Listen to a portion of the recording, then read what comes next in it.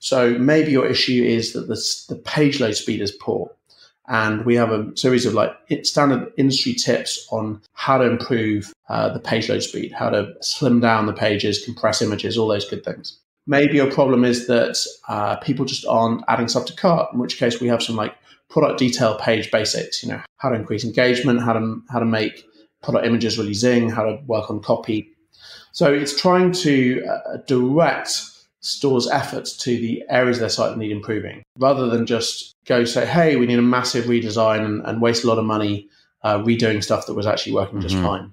Yeah, I like the benchmarking. I think that's really great. It's very rare because, people, they want to kind of see how they compare to other people in the same kind of vertical. And knowing that based on your 12,000 some merchants, you obviously were able to categorize them and segment them accordingly and then offer some fair numbers that you can kind of achieve. And if you're doing better, well, then how can I go to the next level? Or, there's obviously some work that can be done. And I think and I've noticed that a lot in the missions. So once you successfully connect Shopify to Littledata, give it a day or so to scrub the website, do some analysis, and then all of a sudden these missions are then presented to you in the admin that you can do yourself and or outsource. And it's quite interesting. And then you checkbox them saying, yes, I've done and have listened to or read these industry best practices of what needs to get done to help improve that, and then give you some kind of ongoing tips of kind of recommendations moving forward. Yeah, and measuring whether it actually works. Wow, So the idea is that you can come back in the next month and say, okay, I did these things, or I attempted to do them as best as you've guided me. Did it make an impact? Do I need to have another go, or should I move on to another area of the site? I do think there's a lot of people who spend a lot of time and money on improvements that they never bother to actually validate. Yeah.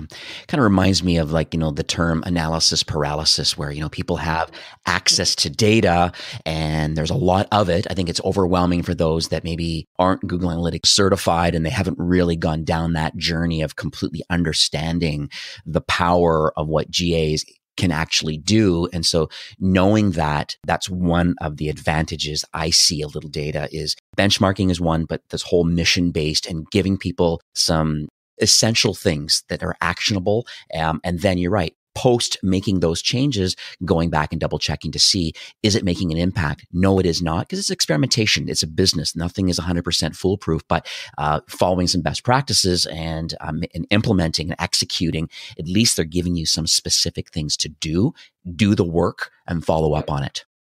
You're listening to E-Commerce Fastlane, episode 33. Welcome to E-Commerce Fastlane, the podcast show to help you build, launch, grow, and scale a wildly successful e-commerce company. Listen to real conversations with proven practical strategies and success stories. Learn how to generate more traffic, more sales, more profit, and customer lifetime value for your Shopify store. And now, your host and e-commerce entrepreneur, Steve Hutt. Hey there, it's Steve, and welcome back to the E-Commerce Fastlane podcast. Now, this is your first time listening. This is an e-commerce show where we have honest and transparent conversations about building and thriving online with your store powered by Shopify or Shopify Plus. Now, new episodes are available each week with your favorite podcast player through iTunes, Stitcher, Google Play, and Spotify. Or you can also sign up now online at ecommercefastlane.com and be notified when new shows are being released. Well, today I'm chatting with Ed Upton, who is the founder of Littledata. And they're an analytics platform that really takes the Shopify reporting admin and literally puts it on steroids. Like, it closes the loop on all of your data, your Shopify store, your marketing channels, and Google Analytics, all packaged together into one solution. And what this really means for you, like as the store owner, is that you can now make smarter business decisions with benchmarks from the industry that you're involved in, a significantly improved data stream into Google Analytics, and finally, actionable missions. Like, literally, they hold your hands by offering specific improvements and advice on how you can increase sales and conversions with your store. Super important episode. I hope you enjoy. So let's jump in. So hi, Ed. Welcome to the show. Hey, Steve. Thanks for having me. So let's talk about Littledata. Like, on a high level, what does it do and what problem does it solve for Shopify store owners? We built Littledata to be a smarter connection with Google Analytics to ensure they get accurate reporting, more powerful and deeper marketing insights, and a more complete picture of e-commerce performance. So the problem is Shopify has in its core platform an integration with Google Analytics, but it doesn't necessarily capture all of the e-commerce journey events that you'd want to measure, and it doesn't always get the attribution right. There's lots of kind of edge cases where the data's a little fuzzy. And so what we want to do is integrate with some of the more popular apps on Shopify, provide an audit for the store, and give them this kind of complete and audited picture that their marketing data is correct. Yeah, that makes sense. And that's one of the big challenges that I have too, is that with the whole attribution side of it and just not really completely understanding the buyer's journey, and then gets into things like subscription-based services and understanding churn and lifetime value. And there's lots of complexity out there. And I think that's, you help disseminate a lot of that data with some action. And we'll come on to the fact that, you mentioned subscription businesses there. I mean, we have a lot of clients using apps like Recharge and Bold subscriptions. And those are typically the businesses that have the hardest time tracking attribution to sales. Mm-hmm. Yeah, I can see it. I have these conversations every day with a lot of subscription-based brands, and that's a big challenge for them because they want to know how much money do they need to spend to acquire a new customer, knowing what lifetime value is, and then being able to make some data decisions based on, the average customer maybe will last 6 months as a subscription customer, and then based on that, can I trigger a marketing event to somehow know that they may be churning soon and leaving the subscription-based service? And then what's the marketing events? Is it kind of a retargeting event? Is it through email? Is it through text? Is it through push notifications? There's lots of things that can happen. It's just that, do you have access to the data to make an intelligent decision based on that activity? And if you expect your customers to stay for 6 months, you definitely wouldn't want to measure your marketing campaigns based off the first sale. Let's say you charge the customers $10 a month, and they're going to stay for 6 months. You're happy to pay way more than $10 for that first subscription sign up. Absolutely. So let's talk about you and your entrepreneurial journey kind of so far leading up to launching the Littledata platform. Sure. So I was working as a freelance product consultant, helping stores improve their development, maybe find the right developers, find where the weak points were in their customer journey, where they should focus. And I found myself with a recurring problem. I'd always start by asking what they knew about their current store performance. And typically the owner would look at their shoes and they'd say, oh, well, I'm not sure we've checked that recently, and I'm not sure the data's set up correctly, or I went in there a month ago, but I didn't know how to build the right reports. And so we realized that the issue is not that people don't have, all this customer data. People are typically drowning in it. But what they don't have is any idea of whether it's correct, whether they can trust it, and how they can use it in the reporting. I see. Because I know that Shopify obviously has an admin with an analytics tab and access to lots of reporting and things in there, and you would think that Shopify would be the single source of truth for data, but I guess the reality is that there's so many data points from Facebook, Instagram, YouTube, Google Analytics, just in general, plus Shopify's kind of own sales and financial reporting. So can you kind of maybe talk about why would a store want to kind of go beyond reporting that's available in Shopify's admin? Sure. So, I mean, obviously, Shopify already provides the high-level breakdown of where the sales are coming from in terms of customers, geography, products. But obviously, the key thing that store owners, store managers want to do is attribute their sales back to the marketing spend that they've got. And increasingly, it's naive to see that as like a single campaign or single channel. What you want to see is the contribution of a particular marketing effort, be it Facebook ads or SEO or the email list to the sales. And in the marketing world, that's called multi-channel attribution. We want to see all of those channels contributing to the sales. And so the best tool for seeing multi-channel attribution is Google Analytics. It provides a kind of industry standard for tagging all those different campaigns that we're using to send people to the store, and then eventually measuring what they buy. So the first thing is really just getting that kind of multi-channel attribution of the of the sales for the sales. The next thing is wanting to have a bit more detail about the customer journey. A typical store will see, maybe about 2-3% conversion rate, meaning 2 or 3% of the total visitors to the site will buy something. But that leaves a lot of people who are browsing, who are clicking on products, who are adding stuff to cart. They're not getting to payment, but they're still engaging. And as a savvy marketer, what you want to do is look at, by campaign again or by channel, how far through the process are people getting. If I launch a Facebook ad for my new blue shoes on my store, are they even getting to the product details page? Are they even adding stuff to cart? Where is the blocker to them actually converting? And so again, being able to split out that customer journey by product categories or channel is hugely important. And then finally, the real power of Google Analytics now is being able to plug into Google's other tools. So it's fundamental to be able to do kind of retargeting ads in Google Ads, to be able to launch personalizations using Google Optimize, and to be able to report on stuff using Google Data Studio.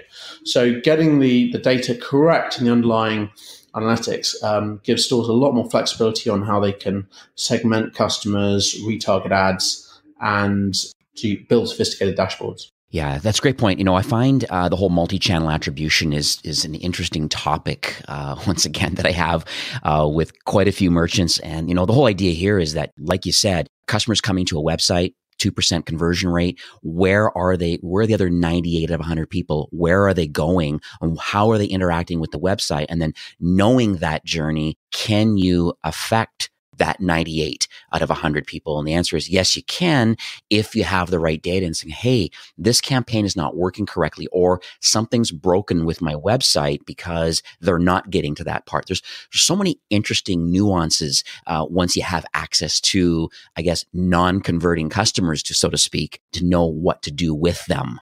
Yeah, exactly. And to give a kind of example, we work with a skincare brand, T.H. Hanley, who do a lot of performance marketing campaigns, and they can optimize those campaigns based off what products are interesting for which campaign, so they can get a lot more, let's say, granular about their online marketing. If you're starting to spend tens of thousands of dollars on ads, it's kind of stupid to be spending that on what I call head terms, like just broad industry categories. What you want to be doing is building all these lots of categories of subcategories of ads, and having all that let's say micro level data really helps build those effectively. So let's talk about some of the reporting then, because I know obviously we said that Shopify has quite a bit of reporting, and they dig reasonably deep into some things, but I know Littledata adds a lot more, a higher layer to that, more actionable, mission generated type use. So let's talk about what Littledata can give for extra reporting. Most important thing is accuracy. So compared with the average connection on Google Analytics, typically you'll be missing, or there'll be discrepancy of about 5 to 10% of the actual revenue that you see in Google Analytics compared with Shopify.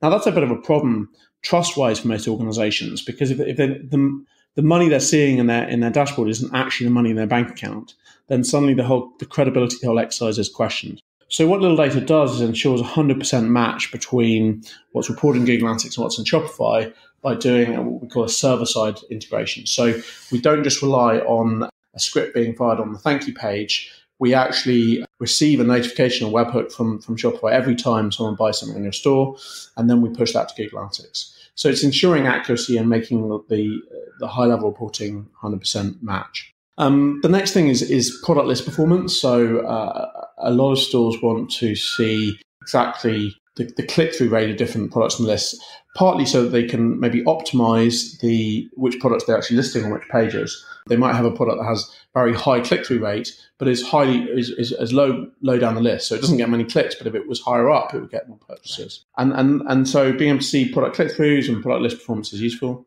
Being able to see more detail on checkout steps. So we track, so when you go through to Shopify checkout, or in fact, checkout on a Plus store, you can see actually how many people, entered their billing details, how many people got to the actual enter their card details, and see what stage they dropped out. And that helps you analyze, maybe your conversion problems are more to do with shipping methods and kind of location than to do with pricing, for example.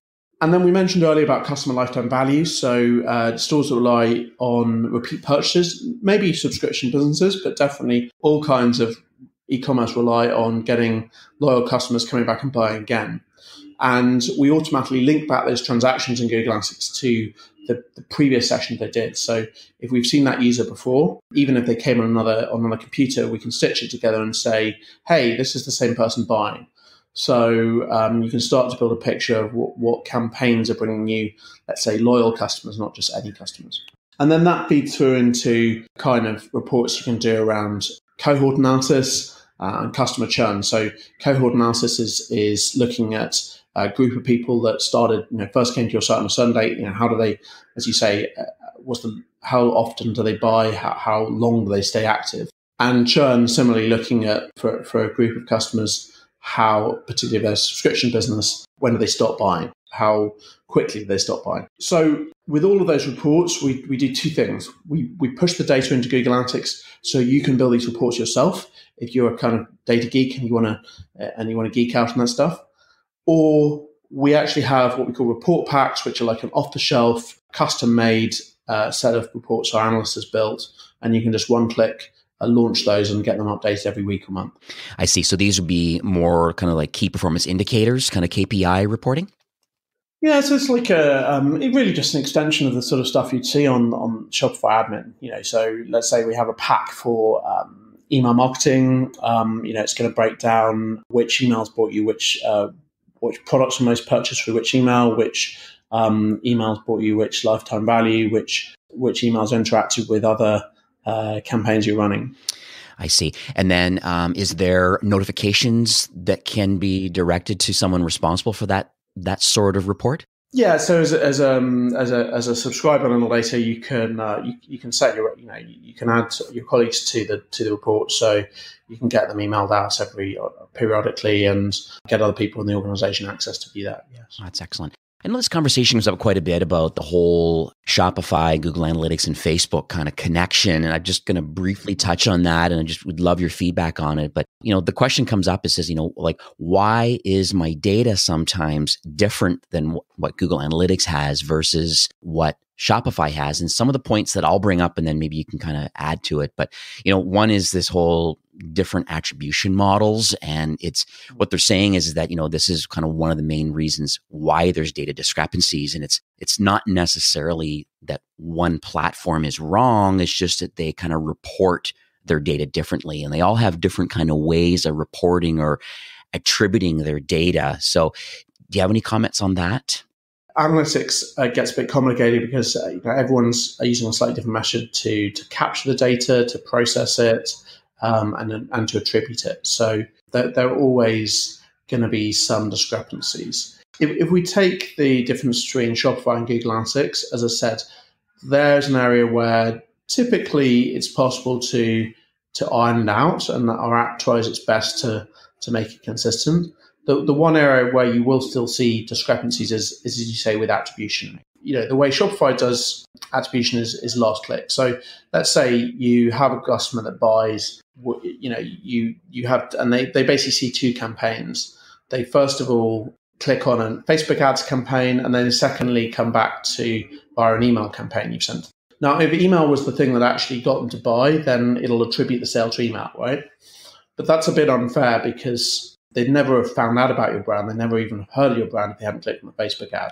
So last click is kind of, let's say, simplistic. You're just saying naively all of the stuff that was touched by email, that's all the stuff that purchased from the email, that's email. Multi-channel tries to spread that and say, okay, well, we'll give a bit of the credit to Facebook and a bit of the credit to email. Now, the problem between Shopify and Facebook, or in fact Google Analytics and Facebook, is typically bigger because Facebook wants to obviously present its marketing campaign with the most generous way it can. Yes. And so if your customer has ever touched your adverts, ever clicked on an advert, and in some cases even viewed an advert, it will claim that you bought because of the Facebook ad. Okay? Now, I think that's over generous. Yeah. And I understand why Facebook does it. But for stores that are doing a large marketing mix, it's naive to claim that anything that Facebook touched. I mean, I don't know about you, Steve, but when I use Facebook, I very rarely notice the ads. Yeah, so I'm not saying they don't work. I'm just saying that it's not necessarily compared with personal campaigns like email. It's not necessarily going to be the thing that convinces you to buy. So I think when customers are using Facebook, I say, look, the best practice, in my opinion, is to, fine, it's a platform you couldn't ignore. It has a massive amount of traffic. But if you want to analyze their performance, it's much better to pull that cost data into Google Analytics and look at how many people actually click through and stayed long enough on the pages to actually view them, because that's the first problem with Facebook ads is it brings very fleeting traffic that don't even necessarily stay seconds, let alone minutes. The second thing is you can then look at it, let's say, in a neutral environment. So you can compare them, apples for apples with other campaigns you're running, other affiliate campaigns, other SEO campaigns. And finally, you can use the same calculations that you're using for email, for affiliate, for all your other campaigns to evaluate Facebook. I see. So I think there will be always discrepancies, but I'm all for, I recommend our clients try and analyze the stuff in as neutral way as possible. And I believe GA is the standard. Yeah, and I noticed too a lot about these kind of invalid clicks, and I think that's another thing about this whole data quality and kind of how each of them do it. Even bots, for example, there's another big problem.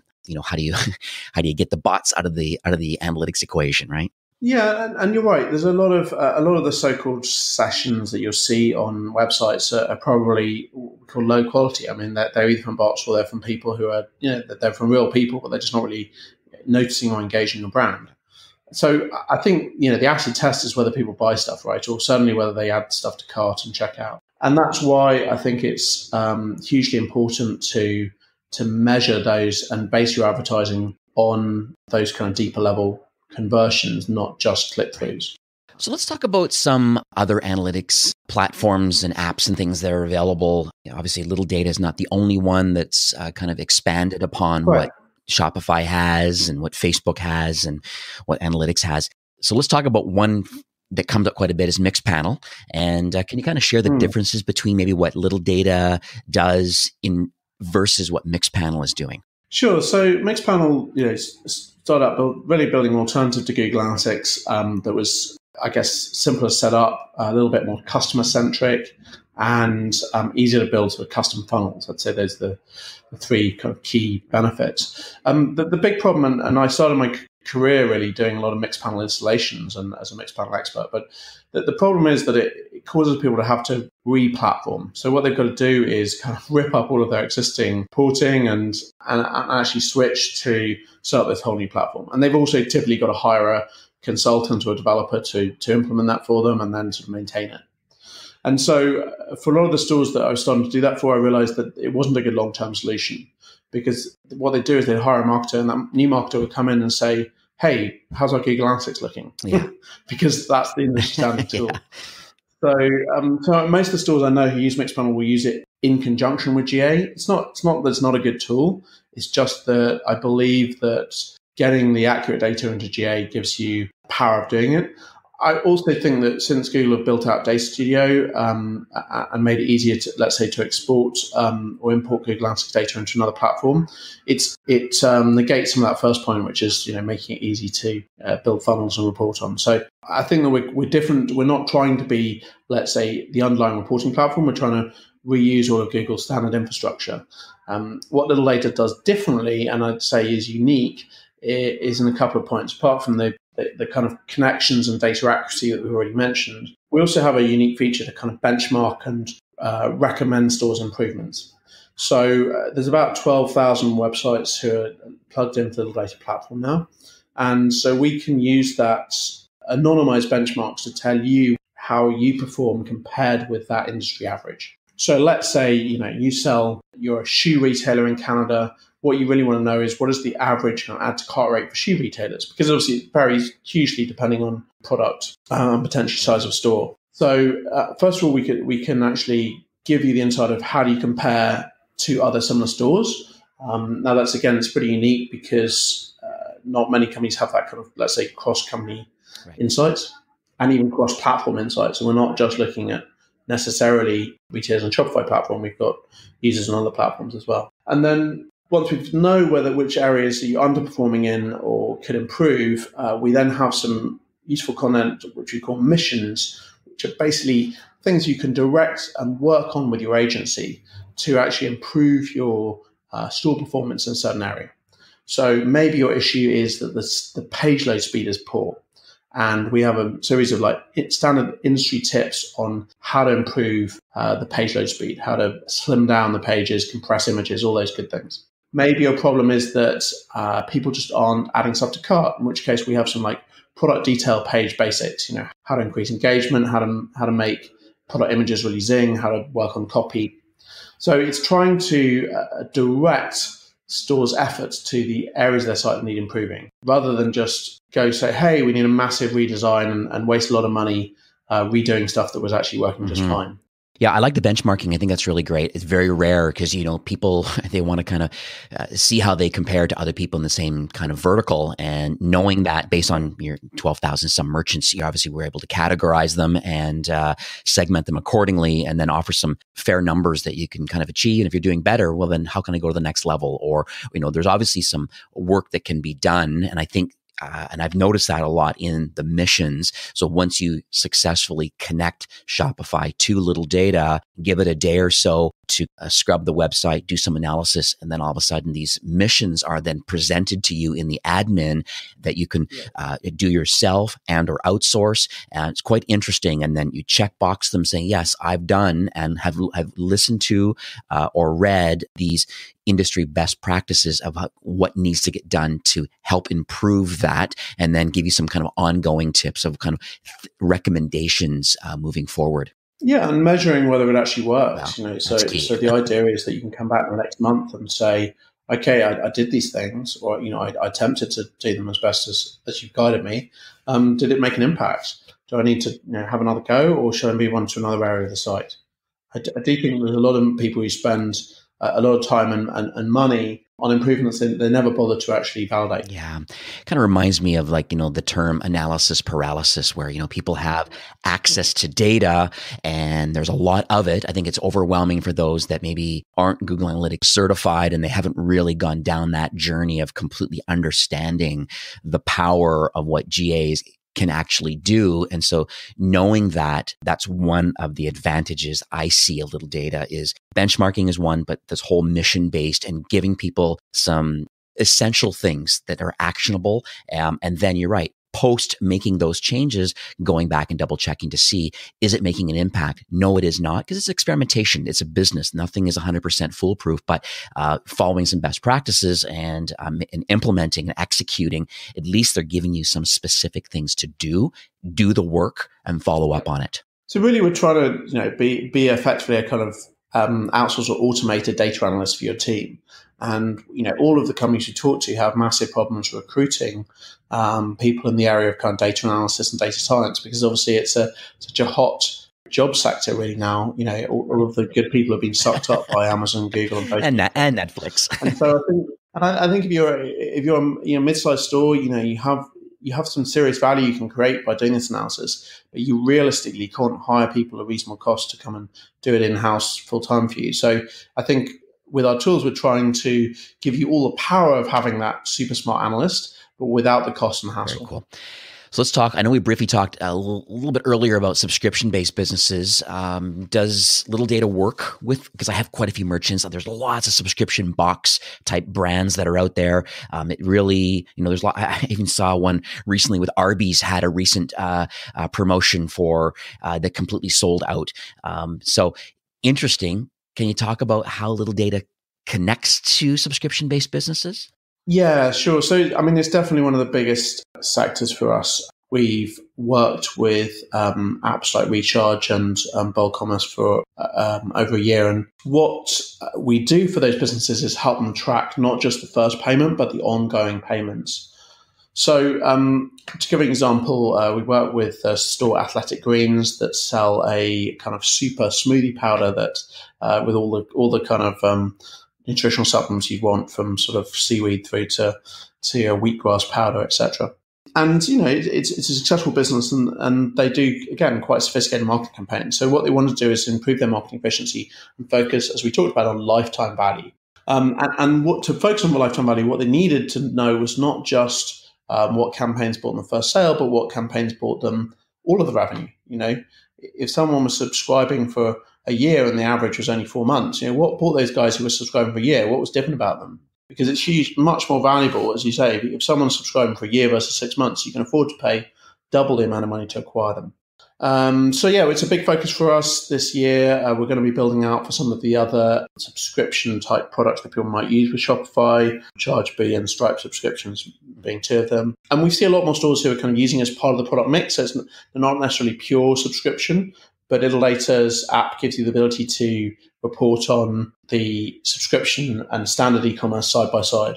So let's talk about the checkout.liquid. Now, it's a file that's available for Shopify Plus merchants. And I know we briefly talked about it, but typically for Plus merchants that I have access to, the whole idea is they want to create a better checkout experience. So instead of having maybe Shopify Core has a very unique and optimized checkout flow, but sometimes some Plus merchants that are more the high volume, high growth merchants, they want to create a more unique versus a templated kind of checkout experience. They want to add certain things to all the checkout flow. And typically we're telling people to add things like Google Analytics and other kind of tracking pixels and things to the checkout.liquid template file. So can you talk about, are there any benefits that Littledata brings now based on Shopify Plus merchants? Yeah, so I guess we build it with sort of Plus stores in mind from the beginning, and actually with our app, you don't need to put the custom tracking scripts of Google Analytics on those checkout pages, and the reason is that we actually get direct from Shopify's API when your customers go to the checkout. So we get basically an update to say, hey, this person now got step 2, this person now got step 3. And we can send that on to Google Analytics in the same way that we measure the eventual transaction. So I guess what that means is, first of all, it works just as well for non-Plus stores, but for Plus stores, it's saving a lot of custom setup time. It's also saving risk. So generally, adding scripts to the checkout page is the biggest source of fraud for e-commerce sites. And I recently read a blog post on how British Airways and a couple of other businesses were scammed in this way by putting what they thought was a tracking script on that actually sent the credit card details to a third party. So our general advice to clients is don't put JavaScript you're not fully aware of and can fully audit on those pages. I'm sure Shopify gives the same advice. And our app basically does it the back end without having to worry about any of the sort of editing that checkout file. So let's continue down this conversation path about Shopify Plus stores. There is a really great app called Shopify Flow, which is available. And kind of for context, Shopify Flow, essentially, it's kind of an automation kind of software solution. It kind of automates business processes. And basically, the idea is that, you have a visual builder and you have a trigger and typically an action. And it does something after a successful transaction. It can trigger a third-party app to do something, or it could notify fraud. There's a whole bunch of different things. I'll make sure in the show notes that I put a list and a link to a Trello board and a few other links to some of the more popular Shopify flows that are available, and a really great script editor that can help you build these sorts of flows. But can you talk about how Littledata kind of fits into Shopify Flow then? Yeah, sure. It's a great app, as you say, for stores that want to build these more custom automation pipelines. And we're excited to have just launched an action for Flow. So what this does is enables anyone who has a sort of customer event triggered to ping Google Analytics with that customer information. And it works in hand. Remember earlier I was talking about how we link the sales in Google Analytics back to the Shopify customer ID, not personally identifiable, but just using their customer number. And what our Flow app does is extend that. So now let's say, for example, that you want to retarget customers with Google Ads who just got their first order fulfilled. You want them to get straight back on and order something else. Or you want to use Google Optimize to launch a personalization for customers that you've tagged as a certain VIP customer, let's say. You can do both those things. So our app, again, just allows you, without any coding, without any scripts, just to add this action. It sends the data onto Google Analytics, And then, as I said, Google provides all the connectors to pull that into those other tools to run the personalizations. I see. Okay, cool. So let's talk about Facebook ads. I know we touched on it briefly. Obviously, it's driving a significant amount of traffic to a lot of regular Shopify core stores and a lot of plus stores, driving a tremendous amount of traffic. So how does Littledata connect to all of that and help you make some data decisions based on what Facebook performance is happening? Yeah, sure. So we talked earlier about the importance of analyzing stuff in a multi-channel situation. And what we provide is a Facebook ads connection, where you just grant us access to your Facebook ads account. And then on a daily basis, we'll sync what you've spent and how many clicks that brought with what's actually recording Google Analytics your sales. We also, at the same time, audit that you're sending the right campaign tagging. So when people click through on an ad in Facebook, it's not just tagged by Facebook, it's also tagged by Google Analytics. And the important thing there is you can start measuring what I call the kind of real return on investment of your ads. So we talked about, Facebook will always give you, let's say, the most generous interpretation of how much business they brought you. It's fine. It's not completely false, although as an aside, I would say that Facebook has a bad reputation for, let's say, skewing data. One contact pointed out that of the 42 different data inaccuracies that Facebook has owned up to over the last few years, none of them were in the customer's favor. So they tend to, if they're going to have a bug, it tends to, funnily enough, be in Facebook's favor. Yeah. But it's fine. We love them for their optimism in that respect. But what we think is that you need to have an independent platform where you can measure it. So again, going back to the way Littledata works, we provided the connection, we suck in the raw data into Google Analytics, and then one or two things. Either you can run that analysis yourself and export it into a spreadsheet or into Data Studio, or you can use our Facebook ads report pack and we'll just give you a quick return on investment analysis to use alongside Facebook's own analysis.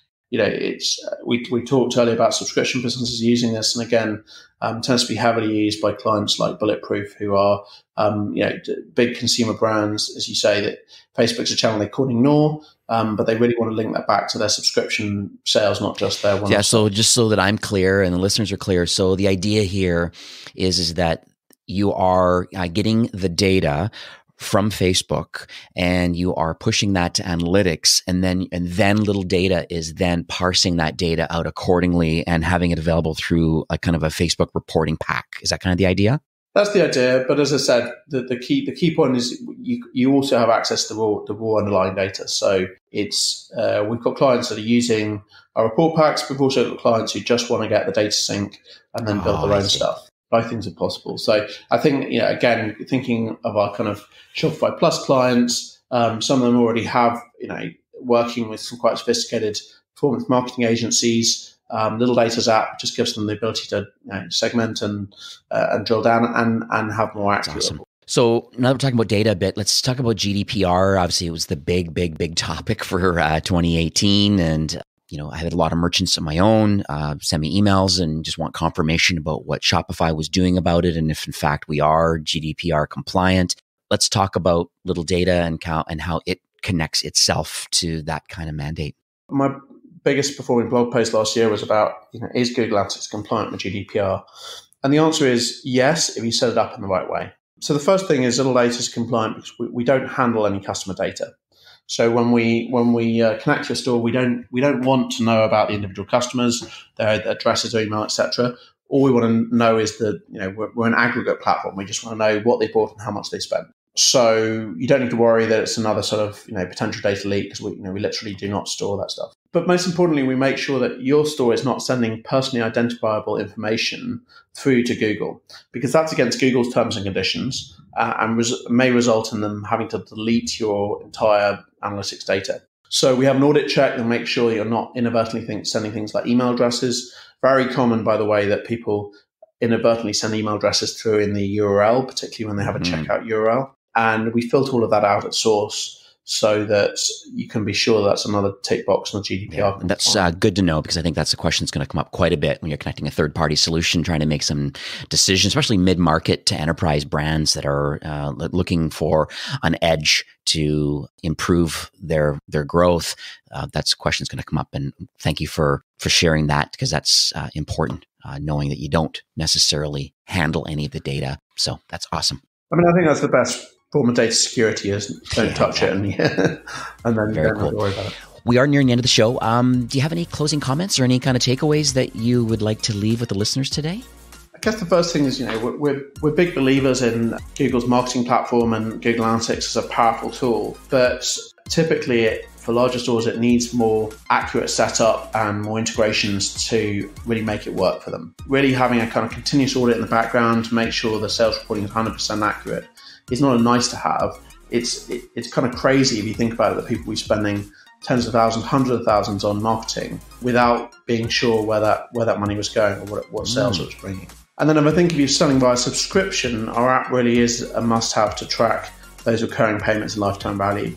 As I said, I've been shocked by big brands who are doing subscription sales but have really very little insight into what people are buying, why they're buying it, and how long they're buying it for. And then, coming soon, we hope to launch more connectors.